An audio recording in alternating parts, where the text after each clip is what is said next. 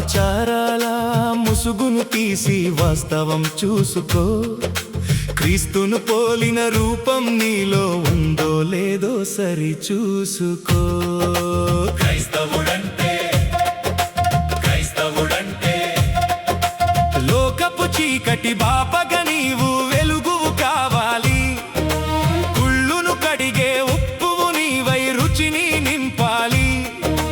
వెలుగు ఆరిన దీపము ఎందుకు, రుచిని కోల్పోయిన ఉప్పు దేనికి? పరలోకపు రాజు ప్రతినిధివని లోకానికి చాటాలి. క్రైస్తవుడంటే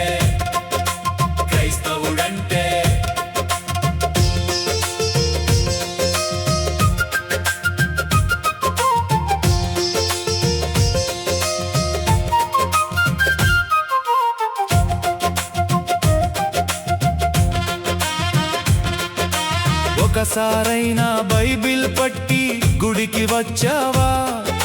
సమయము దాటి ఆరాధనకు పరుగులు తీస్తావా? వాక్యం వినక వరండాలో కబుర్లు చెప్పేవా? నీవా క్రైస్తవుడవు? నిజం నీవే నిర్ణయించుకో. క్రైస్తవుడంటే ఆత్మను కాక రాజకీయాలను సంఘాన మోస్తావా?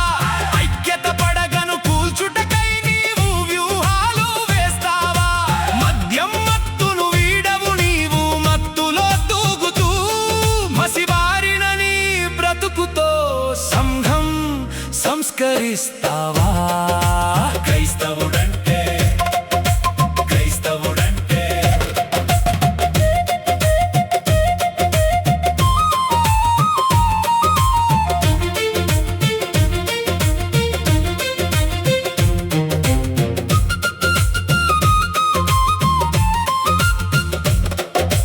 ధూమపు పొగలో దేహమును మసిబార చేస్తూ విశ్వాసిని అని పిలిపించుకుంటే దేవుడు నమ్మునా?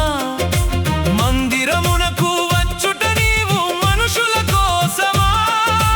జీవితం మార్చే వాక్యం కోసం సిద్ధపడ్డావా? క్రైస్తవుడంటే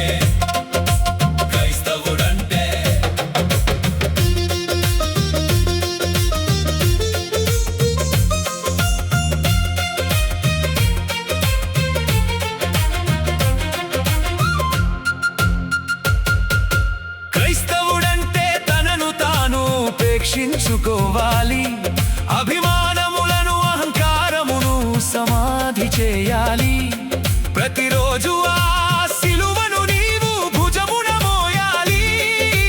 యేసుని అడుగులో అడుగు వేస్తూ ముందుకు సాగాలి. క్రైస్తవుడంటే ముందు నీవు ఎవరో తెలుసుకో, బ్రతుకును సరి చేసుకో.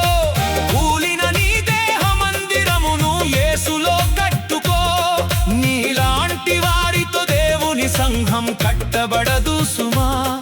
పరిశుద్ధత లేని నీ బ్రతుకు పరముకు చేరదు సుమా.